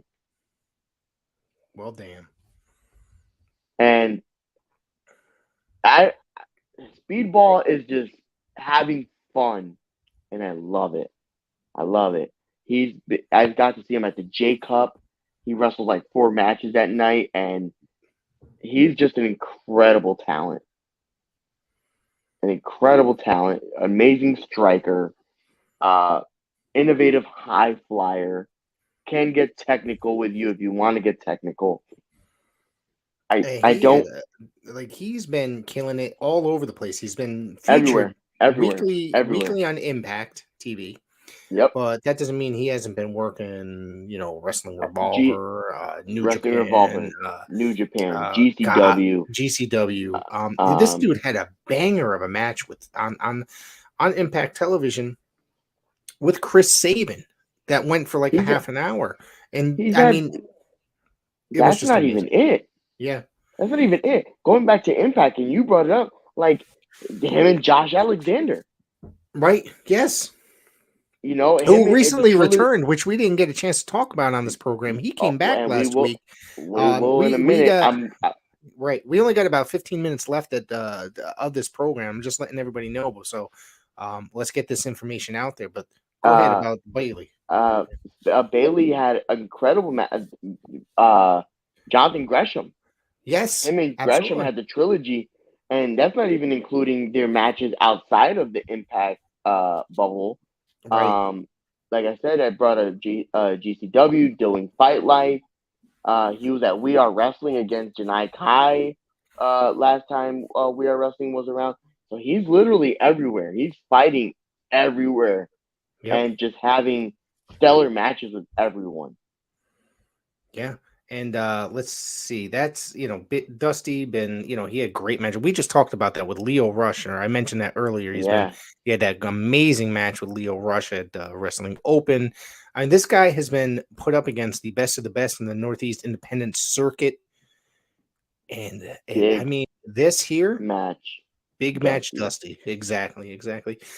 So far from the poster, what I'm seeing, not no other matches have been announced, but stay tuned here. Weekly, each and every Sunday, me and Harry Davila. We got champion, Fight Life champion Masa Slamovich, Ichiban, top 5 dead or alive, Sammy Diaz, and of course, you're breathing rarefied air with the most marketable Richard Holiday. It's August 23rd. It's a Wednesday night, Milldale, Connecticut, Kinsman Brewing. I'll be there. I'll make sure I'm there. I don't even know where Milldale is, but I missed the about last 40 show. minutes. I missed the last show. Yeah, but you live about 30 the other way from me. So, God knows. But anyways, where are you? I'm in Wallingford. So it might be actually closer to you. Really? Okay. Yeah, I think it's by Bristol. Yeah. Oh, dude, I'm like 20 minutes from Bristol. Okay. Yeah. So it only takes me, believe it or not, it takes me 25 minutes to get to Hartford, when my whole life I lived 45 minutes from Hartford. So ever since here. So it's kind of entertaining in a way. But anyways, that's going to be a banger. That's also August 23rd, Milldale, Connecticut. I want everybody to be there. I'm going to try to be there. No promises, but I'm going to try. I'm going to drag you there if I have to. Uh-oh. I've heard that before. It's about 20 minutes. Yeah. Yeah. About 20 minutes. All right. From Wallingford. Okay. So if I'm driving 40, you can drive 20, mister. I'm calling him out on the zone. I'm calling him out on here. If I can do the 40-minute drive, that man can definitely do the 20-minute. All right, you got me there. All right. So let's see. We got a few minutes that we could Josh Alexander. Josh Alexander made his return at the end of Slammiversary. Let's go. Let's go. I'm going to tell you that last week was Slammiversary. I thought it was a fantastic event. Last week was, and I want to say that, Every year there's always the weekend in April that's the biggest weekend of professional wrestling. 2 nights of WrestleMania. Um, in every independent piggybacks off of that. So it's just a gigantic week of professional wrestling, period. And then, but however, last weekend in July was just this, it was like a low key version in a way. There was so much professional wrestling by big companies. There was Triple Mania, Slammiversary, there was GCW events. It was just, I'm telling you, man, July, there was a July lot in the going north, on. Yeah. July in the Northeast was fire. Yeah. I There was mean, just we've talked about so that before. much. Yeah, we've talked about how Yeah, like Connecticut is, but I, last weekend was like literally there was so much. Oh, and the G1 Climax was last week as well. yeah, So there was so much yeah. great professional wrestling, and I felt like some of it got either a swept under the rug or just not talked about as much. However, even though Because it was a fantastic weekend, there's just so much going on, and you're absolutely right. Like how does Impact get swept under the rug with the card that they have? I don't know, but I'm How have going we to tell not you that touched on it? Nick Aldis and Alex Shelley was a banger of a match. Josh Shocker. Alexander made his return at the end. I literally thought that Nick Aldis was going to win the belt. I was going into that saying, all right, No, they're just going to give it. And Alex Shelley is, I know that you're a huge Alex Shelley fan. I was like, it's going to happen because I thought that Aldis was the more marketable man. That doesn't always make sense, though, in the world of professional wrestling. I know that. I just know his history and how he carried the NWA title and carried the NWA. I So think honestly, and I'll let you get back to your point. go for it. Aldis taking a loss here, if anything, added more credibility to Alex Shelley's title run. Well, I'm going to tell you yes, 100%. I was very surprised that he took the L. But however, apparently Nick Aldis is done with Impact. I That think it was was his, just like a in between it was a before him temporary. going to the E, from Yeah. what I'm hearing. Well, I heard, I don't like to divulge rumors that I don't know for fact. I real Speculation and speculate. innuendo. Yeah, in your windows. Last year I heard when he left the NWA that it was that he there. Don't be surprised if he shows up in the WWE. Hmm. And boom, he shows up in Impact. I'm like, huh, that's weird. But either way, I and I knew this. I heard this from a very reliable source that is close with somebody. Okay, so and I'm you know not. I don't talk and about you that. said it. He's marketable. He He's is very marketable. marketable. So Amazing talker on the mic. Amazing look, and physique, absolutely, technician. You name it. and a former guest on this show. I will tell you that he was a hell of a guy 2 years Mm, ago. Yeah. So, anyways, he is apparently, according to a rumor now, he's going to uh or there's interest, I should say. Let's just show that there's mhm. interest. And so how we're going to do it. There is interest in him coming into WWE as an agent. Uh Ooh. so whether that part is true, I would or is he going to come in as a talent? Either way, Well, find I mean, this out. guy, he's not an old man, but he for the He's wrestling business, not, he's not a but young kid, but neither is Alex Shelley. And Alex no. Shelley works a more dangerous style than he does. Yes, but also Alex Shelley looks younger than a Nick Aldis. Yes. Yeah. They're So, probably about the same age, I'm guessing. they are probably about the same exact age, but that whole, the aesthetic part of it is that Shelley does look like a younger, if anything, he looks younger than what he did even a couple years ago because of how Right. incredible he's taken his health and his body. Right. It transformed it completely.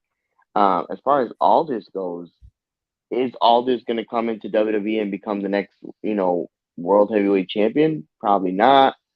But even if he comes in as a wrestler, I still think he has enough juice in the tank to hold the Intercontinental title for a nice run.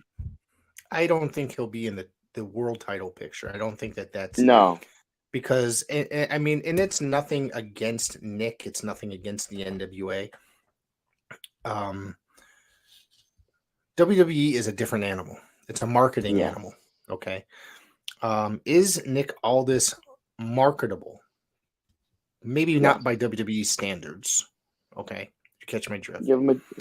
I do. Go I ahead. do. But Okay. if Okay. you don't give the man a chance to become Well, marketable, well, there's also that as well. He also, you how know, much of a character does Nick Aldis have to be? I mean, not that he's not a character to begin with. He is himself. he can be He himself. plays I believe. exactly. Yeah, he can be Yeah, himself, and I think and that he. I Go think ahead, it could sir. work. I think it could work. Oh yeah, To be honest with you. I believe it could work. Yeah. Young Ric Flair. Yeah. Oh yeah. Yeah. Okay. There you go. Mhm. And it's a different animal. It's a different time period. Will it work? It would probably take a lot for it to work. That's just my opinion. But I could love to also see see. him. I'd love to see him on the big stage. I'm just gonna leave it at that. I'd like to see him and Cody become a tag team eventually. Win Okay. the tag titles. You Okay. know, definitely. I think their history and their chemistry could lead into something like that as well. There's a couple different things that he could do. To add credibility to the TV. Him and Drew would be a lot of fun. Yes. Him and Gunther would be a lot of fun. I don't know if him and Roman will translate well. Um, Maybe him and Seth or whoever's got the world title yeah, at that time. I mean, him and Seth could have a lot of fun. there is a secondary world title that Yeah, he might I still don't. could I be considered for. I mean, I mean, he'll probably be considered. He'll probably get a match. I don't yeah. see him getting a strap. I don't see him getting one of the bigger straps. Well, I then do again, definitely it's all about how he's marketed and how it goes forward. And exactly. that whole thing could change your mind, to be honest with you. There's a Oh, plenty of time absolutely. I didn't believe in somebody and till the program started, and I was like, holy shit, this works out. Pardon my language, everybody. L.A. Knight, perfect example of that. Look at where he Yeah, was a couple months ago. absolutely. Max in models, and now he's Oof. L.A. Knight. Yeah, Yeah. you know what I'm saying? Oh, jeez, I did Yeah. it too. Jeez, I did it unintentionally. So let's do it, everybody. Nick Aldis possibly going to WWE. We'll find out whether it's Yes. a big role, big. So we'll find out. We'll keep you posted here. We're gonna keep you posted each and every week on all Yes, this we are. wonderful stuff. So I want to bring Yes. up one other thing. Hang on, guys and gals. Coliseum Pro Wrestling, August 4th. Yes. Before we wrap it up, we got a huge show coming up August 4th. And then the coming weeks, I'm going to be making some big announcements regarding Can't the wait. show. I'm unable to mention them at this time, which is okay. That's perfectly fine. I just want to know that this is going to be a phenomenal show. Okay. And I just Okay. want to say August 4th, West Haven, Connecticut, 265 Main Street, West Haven, Connecticut at the Elks Lodge. I'm going to go backwards. No, maybe not backwards. Let's see. So for Actually, the I main was gonna event, tell you, let me go down the card, okay. and then I'm you not talk about okay. it Okay, go for it. because this is your Do you show. even have the card in front of you? I'm looking at your Instagram right Okay, there now. you go. I don't like it. I don't like this attitude you're giving me today, I know young I'm a little man. feisty tonight, right? All right. Yeah, obviously. We'll start off with paid in full. Fly Nye against Malik Delvanti. Malik Devante, a trainee of Casey Navarro, former NEW Live champion and MLW superstar. So this guy has a lot of potential to bring in something new, something different into Coliseum Pro Wrestling.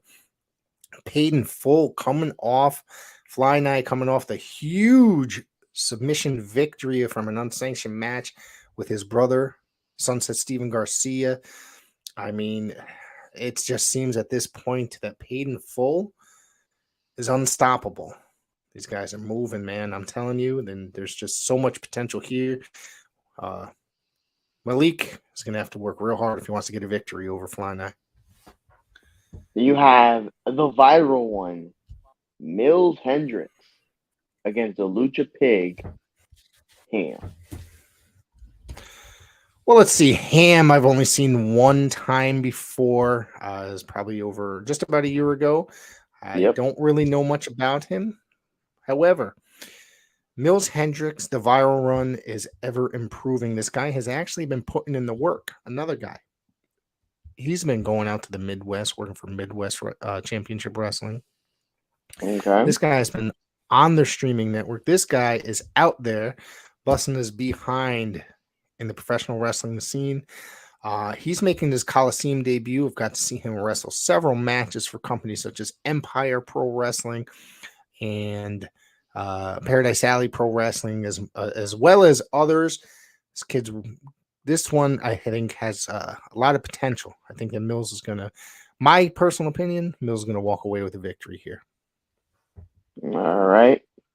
You have your CPW title match, which is gonna be. I just had it with me. Here we go. Hunter Tarka, the CPW champion, going against the Iron Outlaw, John West.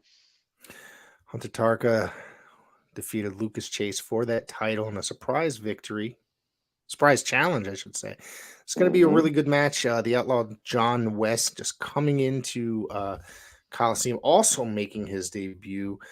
Don't know a lot about him. However, I've watched a couple videos once he got booked for this show, and the kid's good. He's got a lot of potential, and he's going to be a worthy challenge for Hunter Tarka. You got Lewis Lyon looking for a tag team partner. Louis Leon looking for a partner. There's videos. That's right. There's plenty of videos out there now on our social media. Excuse me. He is coming. He made a statement coming that he is coming for every single title in Coliseum Pro Wrestling, including the tag titles. So now he is if he can, they said if he can find a partner, he will be able to face Hustle and Muscle. So he's out there looking, and there's going to be another video dropping soon. Hopefully, he'll find that partner. He even asked a bus driver to be his partner for the match, and the bus driver said no. Bus driver said no. She looked at him like he was crazy. You also there's no more match announcements from what I see, but there are some talent on this card. You have First Class coming. Oh, Joni. Actually, they're both. Did Joni Santos on the last CPW show? Yep. Sebastian Cage coming back. Yep. Sebastian Cage has not been with Coliseum since the first event. Tournament. Yep. And Johnny Santos made his debut at the last event. So they are First Class. They are the New Age Tag Team Champions. So they're actually, both of them are returning. However, making their debut as a tag team for Coliseum. They're bringing those New Age Championship tag team belts. And I'm telling you, man, those guys are real good. Johnny Santos, if you got to check out that last match of his, it was real awesome. And Sebastian Cage, like I said, that dude can move and fly around that ring like nothing. He is so smooth. Speaking of tag teams, you have the former Blood, Sweat, and Tears tag team champions, the Haven, coming back to Coliseum Pro. Then you also have your Coliseum Pro tag team champions, Hustle and Muscle, in attendance. Yep. A lot of tag teams on the, being under the building. Could see some sparks fly between all three. Yep. Maybe some territory marking. Wow, you got a point there, man. Yeah, I don't think that there has been opponents named for these tag teams just as of yet, and I don't think that they're going to be facing each other. So we're going to have to see where this goes. The Haven, of course, one of the hottest tag teams in New England. Not that Hustle and Muscle isn't. Hustle and Muscle, this will be their first title defense, provided Louis Leon finds a partner. Yeah. So, I mean, and I don't mean to stir any pots here, but, normally when, another set of tag team champions impedes on another man's home, sometimes sparks tend to fly. That's all I'm saying. You have Nutrius X, the Strong Will champion. He's going to be in attendance. The longest reigning Monster Factory champion and Bobby Buffet is going to be in attendance, and the host, Dajé Simone. Dajé going to be hosting it up, and there's going to be a little bit mixing around as well as far as some other things go. So I want everybody to come in, check it out. It's going to be a banger of a show. I promise you. I will be there. I will be there front and center. There you go. I'm excited for this show. It's actually on my calendar. Um, you guys are how do I say this? You guys are moving. You guys are like a snowball in a good way. I'm Yeah, excited to yeah, see what you guys do. absolutely, man. And I want to say that about wraps it up for us today. Is there anything else you want to throw out there before we wrap it up? Uh, Not really. We've touched on all our upcoming stuff. I We can get into September 15th in a few. It's not anything that we need to necessarily talk about now. Um, like you said earlier, July 30th for Blood, Sweat, and Tears, August 4th for CPW. Just a couple stack cards throughout the Northeast area that are coming up with Fight Life and Lit Wrestling. Just again, support indie wrestling, man. Uh, Kineticon has a couple great shows over the weekend. You guys should all be there for it. It's a good time to be an independent wrestling fan. And why don't you go check us out on Facebook at the PWZ Network. Check us out because you're going to find out about all this stuff and more. We got some great interviews that we're going to be discussing soon. So have a great night, everybody, and thank you for tuning in. Good night.